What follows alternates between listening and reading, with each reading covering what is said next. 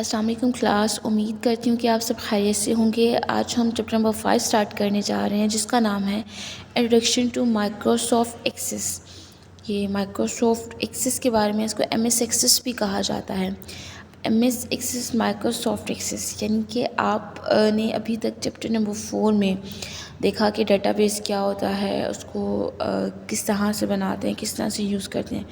तो chapter number 4 के बाद चैप्टर नंबर 5 जो है वो हमारा कुछ प्रैक्टिकल में आ जाता है। ठीक है, 6 और 7 तो बिल्कुल ही प्रैक्टिकल के हैं। चैप्टर नंबर 5 छोटा सा चैप्टर है जिसमें आप बेसिक सॉफ्टवेयर को यूज़ करते हुए डेटाबेस को क्रिएट करते हैं। तो अब इसमें सबसे पहले आ जाता है डेटाबेस। डेटाबेस के बारे में आपको पता ही है कि आप डेटाबेस किस तरह से बनाते हैं। कोई भी सॉफ्टवेयर हो जिसके अंदर आप डेटाबेस को क्रिएट कर सकते हैं। ठीक है, तो डेटाबेस बनाने के लिए हमारे पास डेटाबेस मैनेजमेंट सिस्टम का होना ज़रूरी होता है। अब डेटाबेस मैनेजमेंट सिस्टम क्या होता है? ये कलेक्शन ऑफ प्रोग्राम्स होते हैं जो डेटाबेस को क्रिएट करते हैं। मतलब collection of programs which is used to create database is called database management system. अब डेटाबेस मैनेजमेंट सिस्टम के लिए बहुत सारे मार्केट में वेंडर्स मौजूद होते हैं।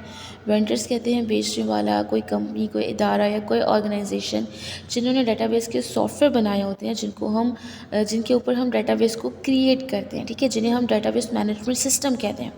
ये बहुत सारे हैं लेकिन हमारे कोर्स में MS एक्सेस मौजूद है।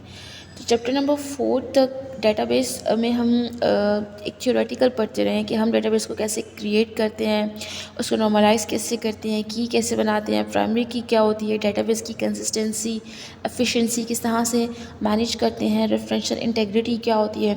पहले हमने सीखना है जो हमने चैप्टर नंबर 4 तक सीखा। उसके बाद अब हम किसी प्रैक्टिकल की तरफ मूव कर रहे हैं। ठीक है, अभी तक हमने बनाना सीखा था। चैप्टर नंबर 5 में बाकायदा किसी सॉफ्टवेयर के अंदर हम ये काम करेंगे। तो चैप्टर नंबर 4 तक हमारे पास जितना भी था वो सारी की सारी थ्योरी थी।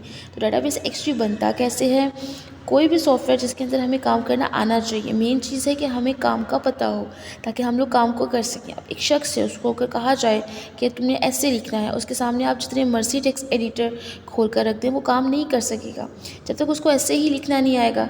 लेकिन जब उसको ऐसे लिखने का तरीका आएगा कि ऐसे लिखते ऐसे हैं, फिर उसके बाद आप उसको कोई भी टेक्स्ट एडिटर दे दोगे तो वो ऐसे को ईज़िली जो है वो लिख कर दिखा देगा। इसलिए चैप्टर नंबर 4 तक आपको वो काम सिखाया गया है, डेटाबेस क्या है। ठीक है, अब चैप्टर नंबर 5 में ये माइक्रोसॉफ्ट एक्सेस जो है वो एक सॉफ्टवेयर से हम अपने काम को स्टार्ट करेंगे जिसके अंदर हमें ये पता चलेगा कि हम काम को करते कैसे हैं। तो माइक्रोसॉफ्ट एक्सेस जो है वो बेसिकली एक सिंपल डेटाबेस मैनेजमेंट सिस्टम नहीं है, इसको RDBMS कहते हैं। RDBMS होता है रिलेशनल डेटाबेस मैनेजमेंट सिस्टम।